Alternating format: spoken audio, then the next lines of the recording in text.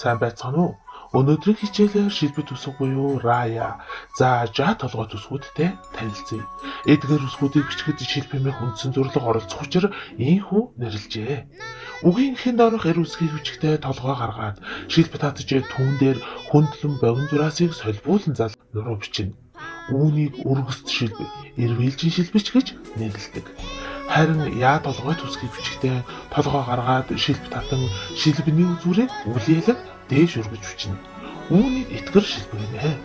Зээжээ үсэг адилхан бичигдэх бөгөөд толгой гаргаад шилбэ татаж бичнэ. Үгийн дунд орох эр үсгийг өргөст шилбэ. Яг итгэр шилбэ зурлагаар бичдэг бол зээжээ гэвүүлэгч үгийн дунд өөр хэлбэртэй бичигддэг.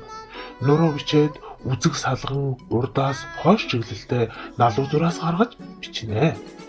Адагт орох эр үсгийг өргөс шилбэнээс хойш хагас нум бичиж төгсгөнө.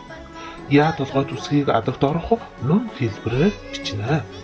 Харин зээжээ үсэг үгийн адагт дангаараа тохиолдох хэлбэр гэж байхгүй. Монгол бичигтээ зарим үсэг ямагт эгшгээр амьдж бичигддэг ба ийм үсгүүдийг үл дэвсгэрлэх үсэг гэдэг.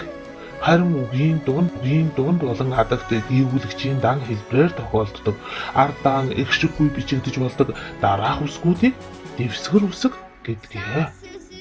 Ингээд гүйвүүлэгч үсгүүдээ 7 гишгээр амьлуулан үе бүтээцгээе.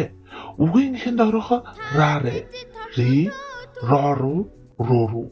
Үгийн дунд орох раре, ри, рору, рору. Үгийн адагт орох раре хоёр янзаар бичигдэнэ.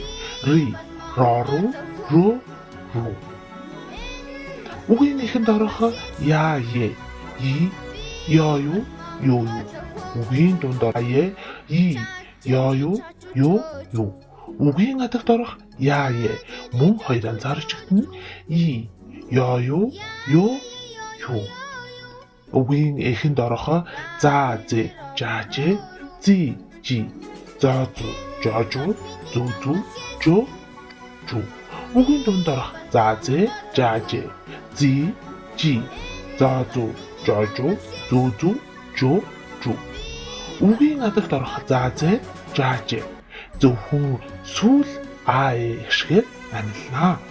Зи, жи, зоозу, жожу, зүүзүү, жо, жу. Ингээд сурснаа баттган дасгал ажиллацгаая. Үгийн эхэнд орсон шилбэт үсгийг шар, дунд орсон шилбэт үсгийг цэнхэр, адагт орсон шилбэт үсгийг ногоон өнгөөр будаарай. Хийсний хамтдаа шалгацгаая. Энэ хүрээд өнөөдрийн хичээл маань өндөрлөж байна. Дараагийн хичээлээр дахин баяртай уулзцгаая.